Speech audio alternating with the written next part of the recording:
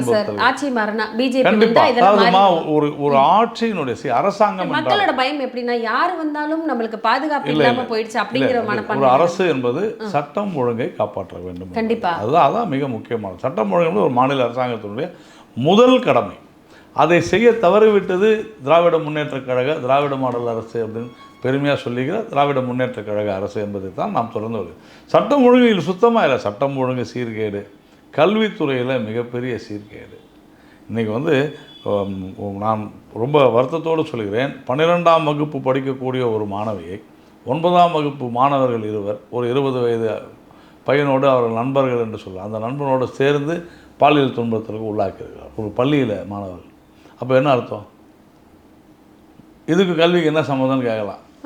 சரியான முறையான ஒழுக்கத்தை கற்றுக் கொடுத்திருக்கிறார்களா? யார் கற்றுக் கொடுக்க வேண்டும்?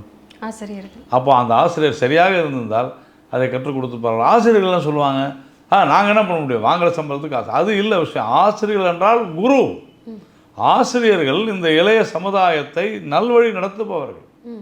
அதில் தவறிவிட்டால் அதற்கு பொறுப்பு ஆசிரியர்களும் தான். அப்போ நான் என்ன அர்த்தம்? அந்த கல்வித்துறை என்பது செயலிழந்து வருகிறது. உண்டா இல்லையா? முதலீடுகள் குறைந்து விட்டன. கல்வித்துறைக்கு பண்ற முதலீடு இல்லை, நான் கல்வித்துறையிலேருந்து வெளியே வந்து தொழில்துறைக்கு முதலீடுகள் குறைந்து விட்டன. சட்டம் ஒழுங்கு சீர்கேடு, விவசாயம் மிக மோசமான சூழ்நிலை. தினந்தோறும் பார்க்கிறோம் விவசாய போராட்டங்கள் நடைபெற்று கொண்டு தான் இருக்கின்றன.